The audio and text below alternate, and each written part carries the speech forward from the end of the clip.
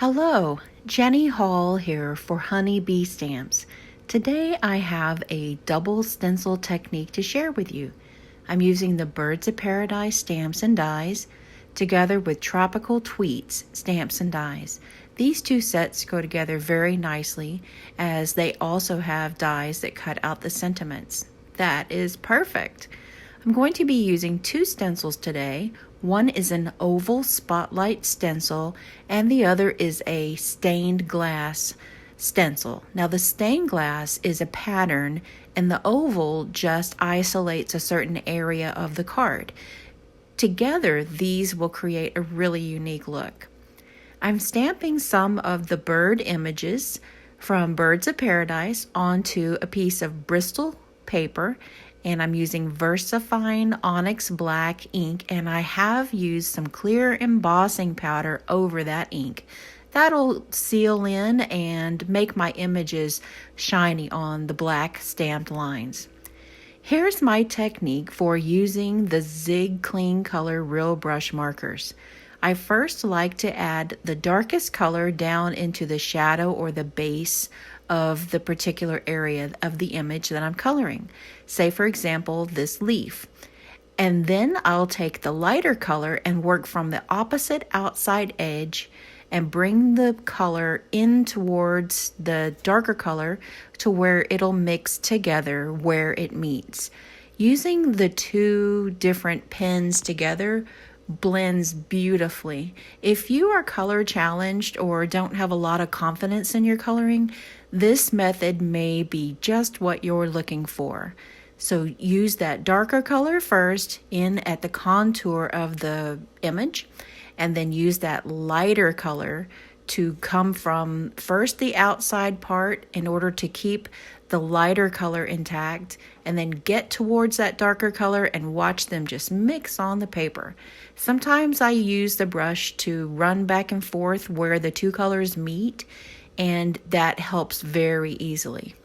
I'm going to color the birds in exactly the same way, and where those two colors meet together, then I just give a little bit of back and forth brush motion to the end of the brush, and it just carries that color and blends it perfectly.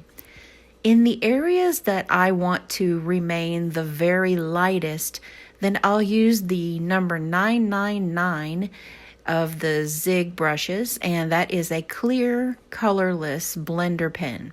It carries the same type of fluid, but it has no color. That allows for the color that's already on the paper to be diluted and brought out at a really nice gradient. It's very easy and very pretty. Now for our technique. First thing I did was use a little tiny bit of tacky adhesive on the back of the card base, and this is a top folding A2 sized card base. That way it'll stay in place on my work surface. Now I'm using the oval spotlight stencil, and I've secured it in place right over my card base with some post-it tape. Washi tape works really great for this as well. Now I'm going to use a few contrasting colors that will be sure to show through on the end of the technique. I'm laying down an ample amount of color, but not the darkest that is possible. I want to see the nice bright color, but I don't want it to fully saturate and get the darkest shade possible. And that's because I'm going to use the darkest blue of the three colors that are already there on the paper, and I'm going to lay down that stained glass stencil. Now I'm adding that darkest of the three colors right over it, and it's going to mix together with the color that's already on the paper, and this beautiful blue combination is going to emerge.